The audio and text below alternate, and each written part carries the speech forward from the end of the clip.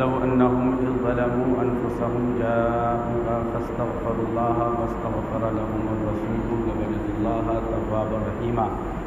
آمنت بالله صدق الله مولانا العظيم وصدق رسوله النبي الأمين المكين الكريم ونحن على ذلك لمن الشاهدين والشاكرين والحمد لله رب العالمين.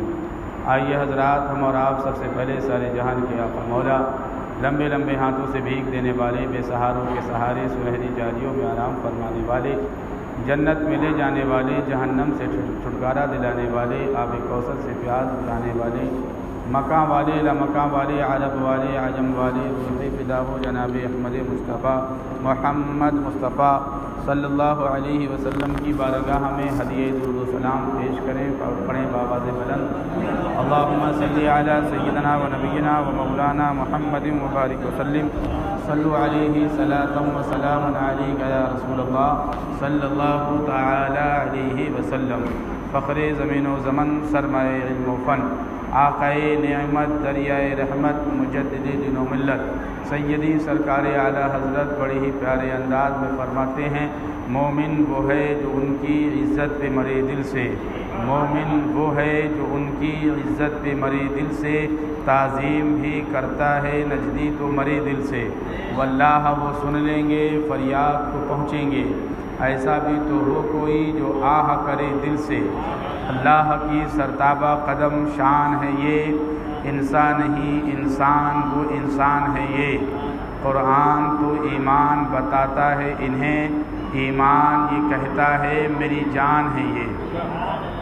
حضرات، اللہ تبارک و تعالی جل مجدہ الکریم اپنے کلام مجید میں ارشاد فرماتا ہے، وَلَوْ أَنَّهُمْ إِذْ ظَلَمُوا أَنفُسَهُمْ جَاءُوكَ فَاسْتَغْفَرُوا اللَّهَ وَاسْتَغْفَرَ لَهُمُ الرَّسُولُ لَوَجَدُوا اللَّهَ تَوَّابًا رَحِيمًا.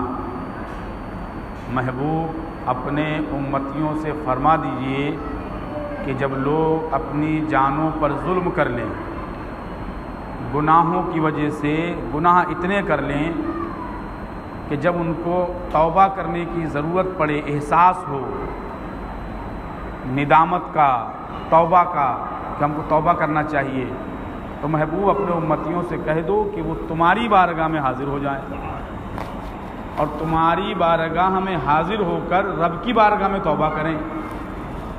بارگاہ آپ کی ہو اور گناہ رب کے ہوں، توبہ رب کی بارگاہ میں. اللہ فرماتا ہے لَوَجَدُوا اللَّهَ تَوَّابًا رَحِيمًا، تو اللہ فرماتا ہے بہت زیادہ توبہ کرنے والے، بہت زیادہ توبہ کرنے والا اور مہربان پائیں گے مجھے. اللہ تعالیٰ کو بہت زیادہ توبہ قبول کرنے والا اور اللہ تعالیٰ کو بہت زیادہ مہربان پائیں گے. کون؟ توبہ کرنے والے لوگ. تو حضرات، اس آیت مقدسہ میں اللہ تبارک و تعالیٰ نے گناہوں کی معافی، تلافی اور توبہ، اس کا مدار محبوب کے در دولت اور در پاک کو رکھ دیا. محبوب کی بارگاہ میں آ جاؤ اور جو بھی گناہ کی معافی چاہتے ہو، محبوب کی بارگاہ سے، محبوب کے وسیلے سے توبہ کرو. جیسا کہ مشہور ہے کہ حضرت آدم علی نبینا و علیہ الصلوۃ والتسلیم کی توبہ ہمارے اور آپ کے پیارے آقا کے وسیلے سے قبول ہوئی. اور خالی توبہ ہی قبول نہیں ہوئی، خالی انہوں نے یہ کہا مولا اس محبوب کا واسطہ.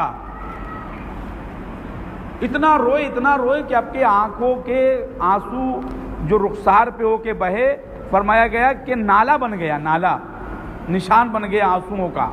اتنا روئے، رب کی بارگاہ میں توبہ کرتے رہے، توبہ قبول نہیں. اچانک خیال آیا کہ یار میں جب جنت میں پیدا کیا گیا تھا تو میں نے رب تبارک و تعالیٰ کے نام پاک کے ساتھ ایک نام دیکھا، ضرور وہ رب کا محبوب ہوگا. رب کے نام کے ساتھ جنت میں، جنت کے ہر محل پر، جنت کی ہر جگہ پر اس محبوب کا نام.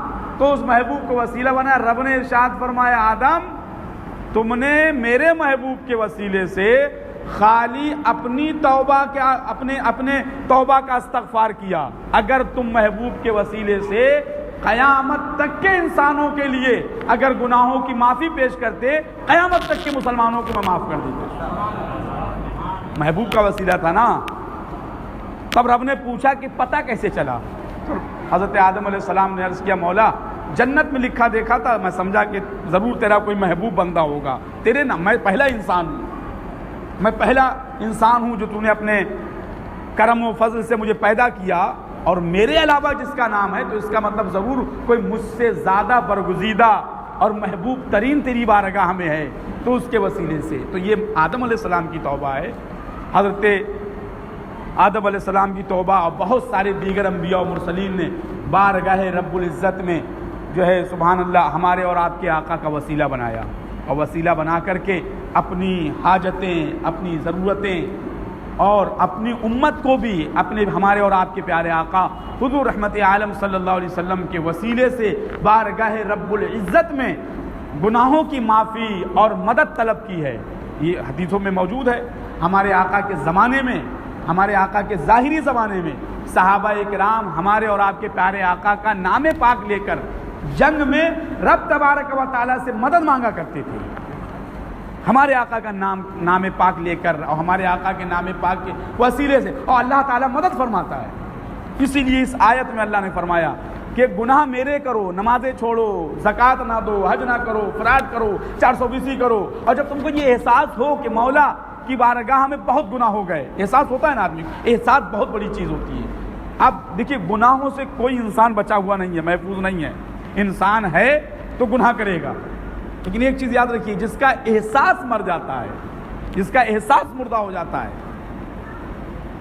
وہ گناہ کرنے سے بڑا گناہ ہوتا ہے کہ آدمی کا احساس مردہ ہو جانا۔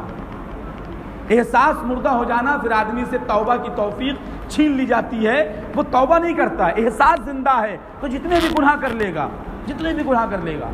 اگر احساس زندہ ہے تو کبھی نہ کبھی اس کو یہ احساس ہوگا کہ میں گناہگار ہوں، میں نے بہت گناہ کیے ہیں۔ ارے شب بارات ہی میں سال میں ایک ہی مرتبہ اگر اس کو احساس ہو جائے کہ میں بہت بڑا گناہگار ہوں، رب کی بارگاہ میں اگر توبہ کر لے گا اپنے پیارے آقا کو وسیلہ بنا کے، تو اللہ تبارک و تعالیٰ نے چونکہ وعدہ کیا ہے نا لَوَجَدُ اللَّهَ تَوَّابًا رَحِيمًا، اگر محبوب کو وسیلہ بنا کر کے تم توبہ کرو گے تو رب فرماتا ہے مجھے توبہ کرنے والے بہت زیادہ مہربان پائیں گے اور بہت زیادہ توبہ قبول کرنے والا پائیں گے۔ رب نے وعدہ کیا، میں کوئی اپنے پاس سے نہیں کہہ رہا ہوں، بڑے بڑے جرائم، بڑے بڑے گناہ رب تبارک و تعالیٰ معاف فرمانے والا ہے۔ لیکن یاد رکھیے گا اللہ کے پیارے محبوب کی شان میں گستاخی، گناہ بھی بہت طریقے کے ہوتے ہیں، بس یاد رکھیے گا اللہ تبارک و تعالیٰ اپنے محبوب کی گستاخی، اپنے محبوب کی توہین معاف نہیں کرے گا۔ اعلیٰ حضرت سرکار رضی اللہ تعالیٰ نے فرمایا کہ یہ گستاخ خدا و رسول اگر توبہ بھی کر لے، فرمایا تب بھی واجب القتل ہے، تب بھی واجب القتل ہے۔ اس کو شراب اور جوا اور زنا اور یہ تب گناہوں کی طرح توہین رسالت کو مت سمجھ لینا کہ صاحب بارگاہ رسالت میں توہین کر کے بھی ہم رب کے ہاں یہ ہے۔ اگر کسی وہابی کے ساتھ کھا لیا تو سچے دل سے اگر توبہ کر لو گے تو قبول ہوگی، کسی دیوبندی کے ساتھ کھا لیا سچے دل سے توبہ کر لو گے، اس کی گستاخی میں، اس کی توہین میں شامل نہیں ہوئے ہو، ان کی جماعت میں جا کر کے معاذ اللہ گستاخی نہیں کی ہے، توہین نہیں کی اپنے نبی کی بارگاہ میں۔ تمہارے اور ہمارے پیارے آقا نے اپنے زمانے میں فرمایا دو لوگوں کے بارے میں کہ ان دو کے ذریعے، ان دونوں میں سے کسی ایک کے ذریعے مولا دین اسلام کی مدد فرما، اپنے محبوب کی مدد فرما۔ کون تھے دو لوگ؟ حضرت عمر فاروق اعظم اور ابو جہل۔ اللہ تبارک و تعالیٰ نے اپنے محبوب کے لیے حضرت عمر فاروق اعظم کو پسند کیا اور ایمان کی دولت سے مالا مال کر دیا، اور ایسا مالا مال کیا کہ آج بھی پہلوئے مبارک میں لیٹے ہیں، سبحان اللہ، بازو میں لیٹے ہیں، اور وہ ابو جہل آج بھی جہنم میں جل رہا ہے، اور وہ محبوب آج بھی پہلو میں لیٹا ہے۔ دو لوگوں میں سے فرمایا اللہ تعالیٰ نے حضرت عمر رضی اللہ تعالیٰ کو پسند کیا۔ اعلیٰ حضرت سرکار رضی اللہ تعالیٰ عنہ فرماتے ہیں کہ اس میں بھی حکمت ہے، حضرت عمر فاروق اعظم نے اپنے دور جہالت میں بھی کبھی بھی ہمارے اور آپ کے آقا کی شان میں توہین نہیں کی ہے، کبھی بھی دور جہالت میں بھی حضرت عمر فاروق اعظم نے کبھی بھی ہمارے آقا کی شان میں گستاخی نہیں کی، ہمارے نبی کو گالی نہیں دی۔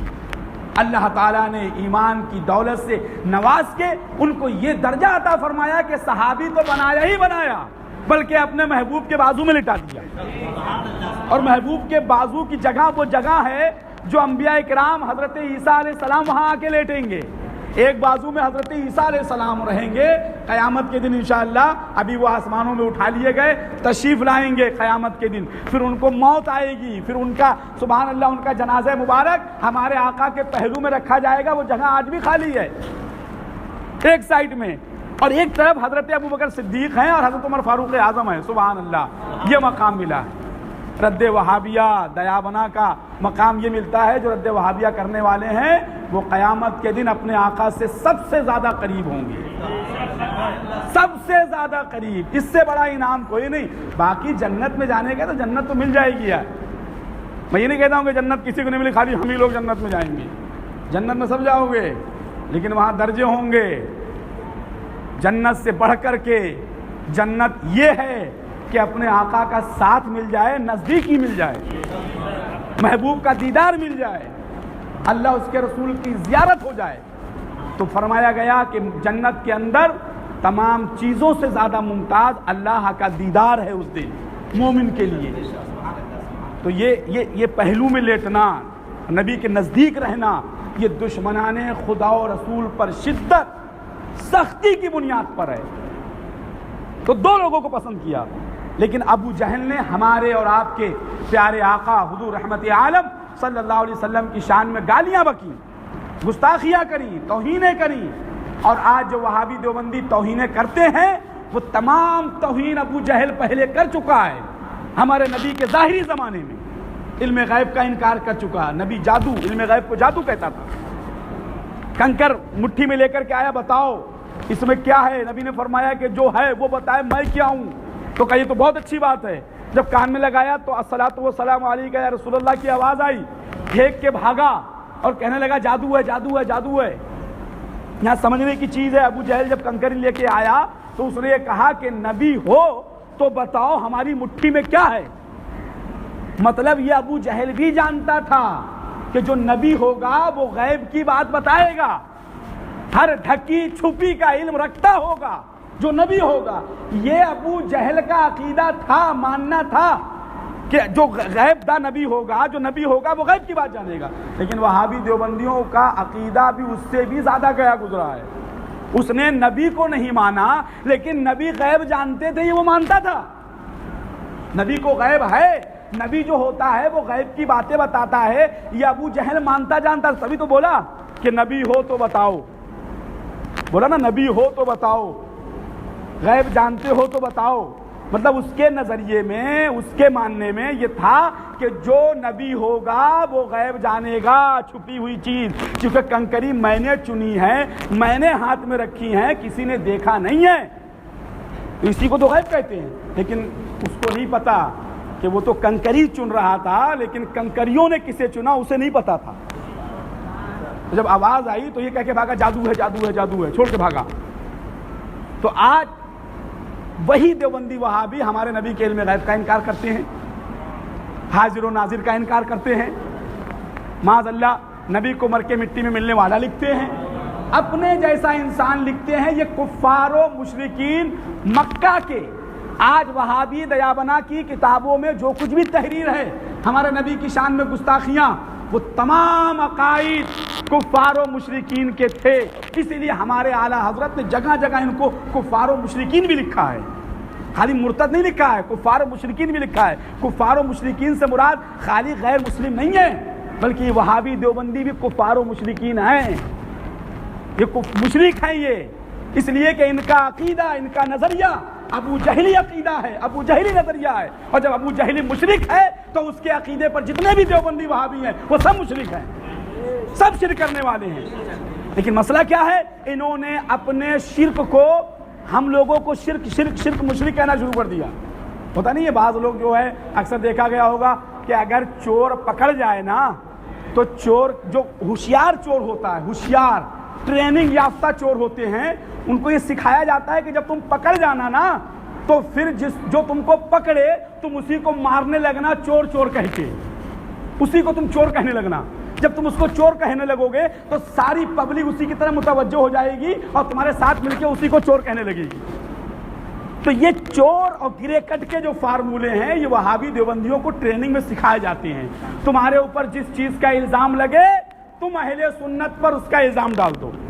تمہیں یہ مشرک کہتے ہیں تم انہیں مشرک کہو، بلکہ اتنا زور شور سے مشرک کہو کہ تمہارا شرک چھپ جائے، اس پر پردہ پڑ جائے۔ تو حضرات ابو جہل نے تمہارے ہمارے آقا کی شان میں گالیاں دیں، اس کو ایمان نصیب نہیں ہوا، کفر ہی پر مرا۔ اتنا قریب ہو کر، اتنا نزدیک ہو کر، پٹیدار ہو کر کافر مرا۔ اور حضرت عمر فاروق اعظم رضی اللہ تعالیٰ عنہ سبحان اللہ ایسے ایسے نزدیک ہوئے، ایسے نزدیک ہوئے کہ آج بھی ان کے بازو میں لیٹے ہوئے ہیں، اور کل میدان محشر میں انشاءاللہ ہمارے آقا کے ساتھ اٹھیں گے، کیونکہ میدان محشر میں قیامت کے دن سب سے پہلے اٹھنے والے ہمارے آقا ہوں گے، سب سے پہلے اٹھنے والے۔ ظاہر سی بات ہے جب وہ سب سے پہلے اٹھیں گے تو ان کے ساتھ جو جو آرام فرما رہے ہیں وہ ان کے ساتھ ہی اٹھیں گے، ان سے پہلے اٹھیں گے۔ حضرت ابوبکر صدیق بازو میں ہیں، وہ اٹھیں گے، ان کے بازو میں عمر فاروق اعظم ہے، وہ اٹھیں گے۔ سبحان اللہ۔ تو یہ ہمارے اور آپ کے پیارے آقا کا وسیلہ، ان سے محبت، ان سے پیار، ان کے وسیلے سے اپنے گناہوں کی توبہ۔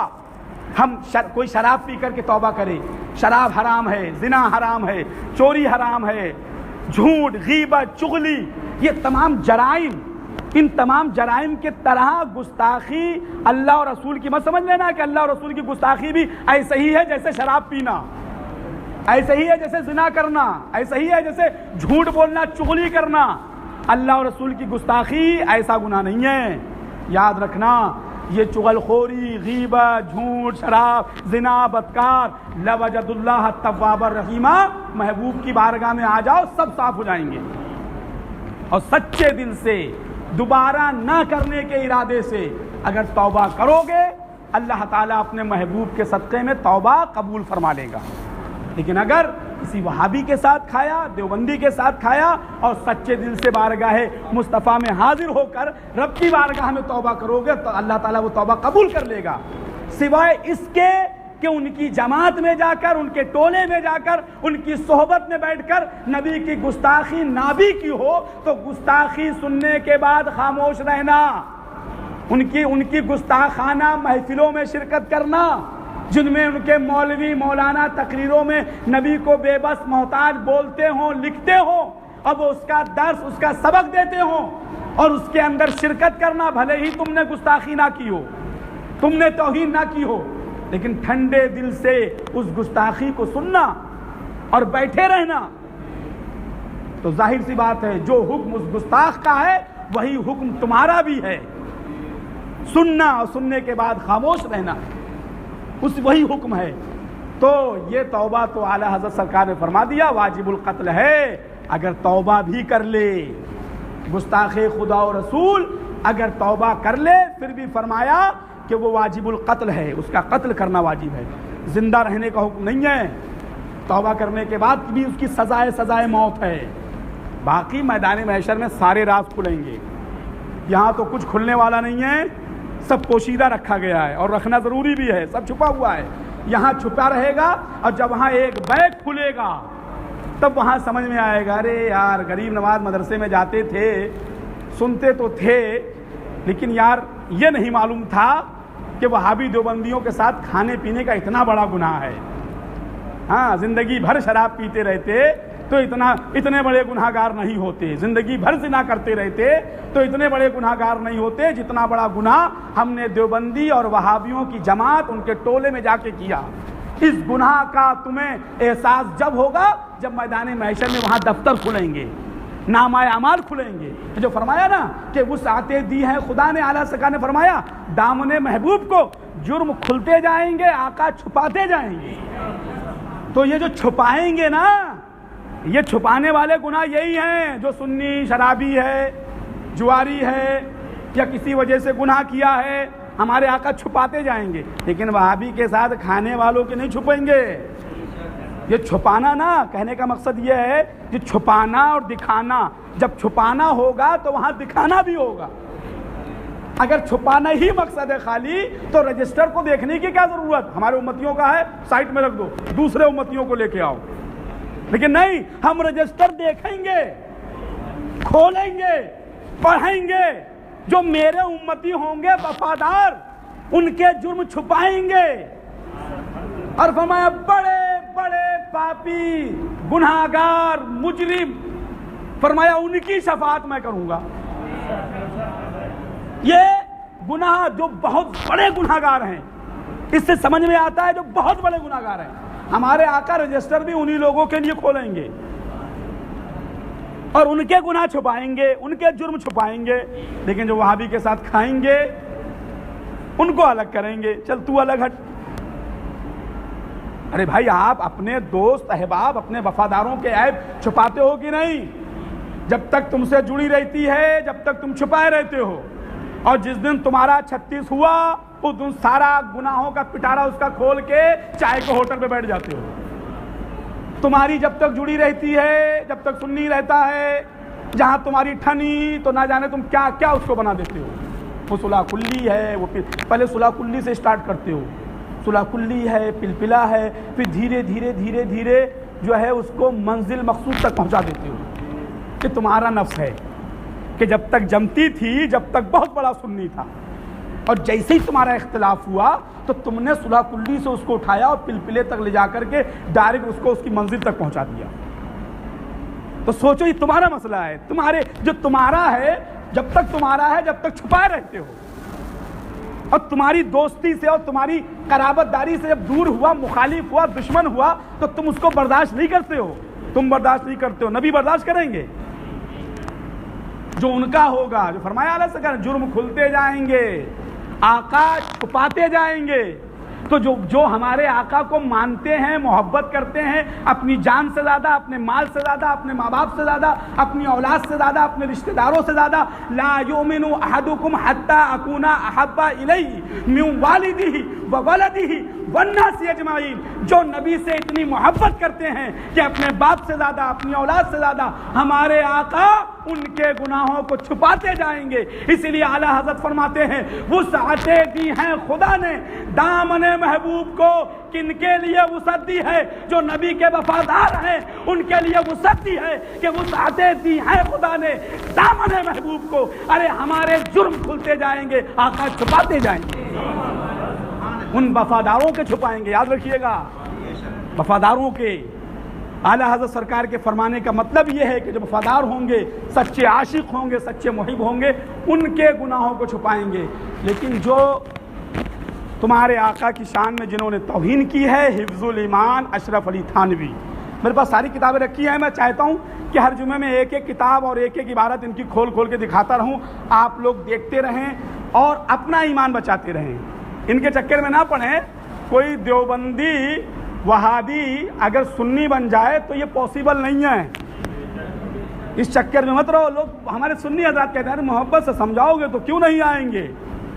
ارے اللہ اور رسول کے سمجھانے سے جب نہیں آئے، بخاری پڑھ نہیں آئے، قرآن پڑھ نہیں آئے، تو یہ ہمارے سمجھانے سے آئیں گے؟ اب دیکھیے، یہ حفظ الایمان ہے۔ رات میں آدمی بریانی کھاتا ہے، میں ایک مثال دے دوں آپ کو، یاد رکھیے گا، رات میں بریانی کھاتا ہے، صبح میں وہ بریانی نجاست بن جاتی ہے، بولو بنتی ہے کہ نہیں؟ کبھی نجاست کو بریانی بنتے دیکھا ہے؟ نہیں ہوتی ہے نا۔ بس یہی فارمولہ ہے اللہ اور رسول کے گستاخوں کا۔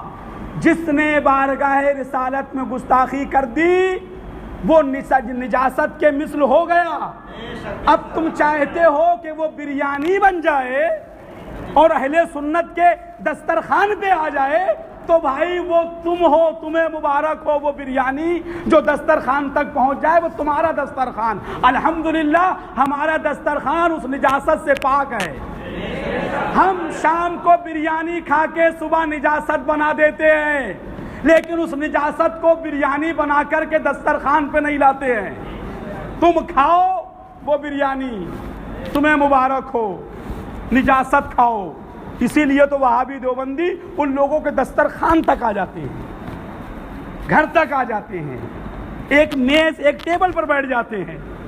وہی نجاست ہے جو شام کو کھا کے صبح میں بن گئی، اب وہ تمہاری دسترخوان پہ آ گئی۔ تو بھائی تمہارا دسترخوان تم جانو، ہم الحمدللہ ہم ایسی نجاست کو برداشت نہیں کرتے ہیں۔ ہماری ذرا سی پلیٹ گندی ہو تو اب اس کو صاف کرتے ہو، ویٹر کے اوپر چلاتے ہو، کیٹرز کے اوپر چلاتے ہو، یہ گندی پلیٹ کیوں لے کر کے آئے؟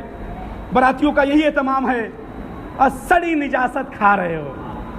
आला हजरत ने लिख दिया मिसले सुअर है, कहाँ जाओगे? अरे हम तो कहते हैं हमारा ये किताबें दिखाने का मकसद इनको समझाना नहीं है, हम ये चाहते हैं जो आला हजरत के मानने वाले हैं वो बच जाएं, जो आला हजरत के मानने वाले हैं, बरेली शरीफ को अपना मरकज मानते हैं, मुफ्ती आजम हिंद से मुरीद हैं, बरकाती हैं, नूरी हैं, साबरी हैं, वारसी हैं, हम इन लोगों को बचाने के लिए सुनाते हैं। वरना भाई हमारा मानना भी नहीं है कि निजासत बिरयानी बन जाए, बाकी जिनका मानना है वो माने। ये हिफ्जुल ईमान है अशरफ अली थानवी की, या आप बम्बई के भिंडी बाजार के किसी भी दुकान से आप खरीद सकते हैं, कोई लुकी छुपी किताब नहीं है, ये बट रही है, बिक रही है किताबों के अंदर। इसके सफ़ा नंबर 15 पर इन्होंने तुम्हारे और हमारे आका के बारे में क्या लिखा है देखो। आपकी ज़ाते मुक़द्दसा पर इल्मे गैब का हुक्म किया जाना अगर बकौल ज़ैद सही हो तो दरियाफ्त तलब ये अम्र है। अगर बकौल ज़ैद के अल्लाह के प्यारे महबूब सल्लल्लाहु अलैहि वसल्लम का इल्मे गैब का हुक्म किया जाना, मानना अगर ज़ैद के कहने के एतबार से सही है तो कह रहे हैं पूछना ये है, किससे? ज़ैद से पूछना है। ये है जैसे मिसाल के तौर पे अब्दुल भाई बैठे हैं, ये कहें कि हमारे नबी गैब जानते हैं, ठीक है, गैब जानते हैं, तो वह भी कह रहे हैं कि अगर इस गैब को माना जाए तो हम इनसे पूछेंगे कि ये इस गैब से मुराद तमाम दुनिया का तमाम गैब मुराद है आपका, या बाज़ गैब कुछ जानना? इनसे पूछेंगे मिसाल के समझाने के एतबार से। ऐसे पढ़ता हुआ चला जाऊंगा तो आपके समझ में नहीं आएगी। अब्दुल भाई से पूछा कि आप नबी को गैब मानते हो? बोले हाँ अल्हम्दुलिल्लाह हम गैब मानते हैं। तो अब इनसे पूछा जाए कि तुम बाज़ गैब मानते हो कि कुल गैब मानते हो? तो कह रहे हैं बाज़ मुराद गैब है या कुल गैब। अगर बाज़ उलूमे गैब मुराद हैं, इनसे हम कहें कि अगर बाज़ गैब मुराद हैं तो इसमें हुजूर ही की क्या तखसीस, मतलब इसमें हुजूर ही क्या खासियत है, नबी की क्या खासियत है? ऐसा इल्मे गैब माज़अल्लाह, ऐसा इल्मे गैब तो ज़ैद, अमर, बल्कि हर सभी बच्चे को, मजनू, पागल को, बल्कि जमी हैवानात व बहाइम के लिए भी हासिल है। कहिए माज़अल्लाह। अगर तुम बाज़ इल्मे गैब मान रहे हो, कुल का इल्मे गैब तो मा काना व मा यकून का इल्मे गैब तो जाने दीजिए क़यामत तक का। अगर बाज़ मान रहे हो बाज़, तो कह रहे हैं कि बाज़ इल्मे गैब में भी सरकार की कोई तखसीस नहीं है, खुसूसियत नहीं है। ऐसा गैब तो जानवरों को भी हासिल है माज़अल्लाह, पागलों को भी हासिल है, चरिंद और परिंद को भी हासिल है, 4 पैर वाले जानवर को भी हासिल है। ऐसा इल्मे गैब कैसा? माज़अल्लाह जैसा नबी को है माज़अल्लाह। माज़अल्लाह कहिए। इनके यहाँ जानवरों को तो इल्मे गैब मान लेंगे, चरिंद और परिंद को तो नबी मान लेंगे, हैं, बच्चे को तो नबी मान लेंगे, मजनू पागल इनके यहाँ नबी है। इससे ये साबित होता है कि वो देवबंदियों के यहाँ मजनू पागल भी नबी है, जानवर भी नबी है, 4 पैर वाला भी नबी है, 2 पैर वाला भी नबी है, मजनू भी नबी है। लेकिन अगर नबी कोई नहीं है तो वो हमारे नबी नहीं है। माज़अल्लाह कहिए। तो हज़रात इनसे बचने के लिए कहते हैं, इन्होंने कोई हमको गाली नहीं लिखी है किताबों में, तुम्हारे और हमारे नबी की तौहीन की है, हमारे नबी की गुस्ताखी को। वही आला हज़रत सरकार ने फरमाया, वहाबी इसको गुस्ताखी नहीं मानते हैं, इसको तौहीन नहीं मानते हैं। आला हज़रत ने फरमाया अगर तौहीन नहीं मानते हैं तो यही तमहीद ईमान शरीफ में लिखा हुआ है। वक्त नहीं है वरना ये भी इंशाअल्लाह अगले जुमे को सुनाएंगे।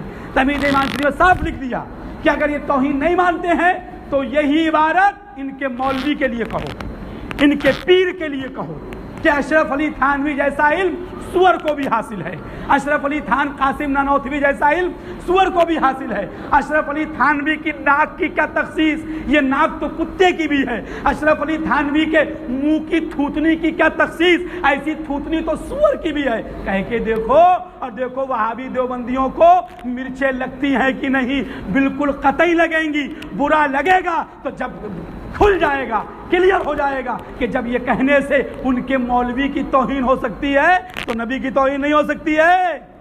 ہو سکتی ہے، تو جن کے سینے میں ایمان ہوگا انہیں یہ گستاخی لگے گی، انہیں یہ توہین لگے گی، اور جن کو یہ توہین لگے گی وہ کسی دیوبندی کے ساتھ کھانا نہیں کھائیں گے، کسی وہابی کے ساتھ سلام نہیں کریں گے، اپنے لیے نہیں اپنے نبی کے لیے انہیں جانا انہیں مانا، نہ رکھا غیر سے کام، للہ الحمد کہ میں دنیا سے مسلمان گیا۔ جو کچھ بھی عرض کیا ہے بارگاہ مولا میں دعا ہے کہ اس میں قصداً سہواً معنی لفظاً جو غلطی ہو گئی ہوں اپنے حبیب کے صدقے میں معاف فرمائے۔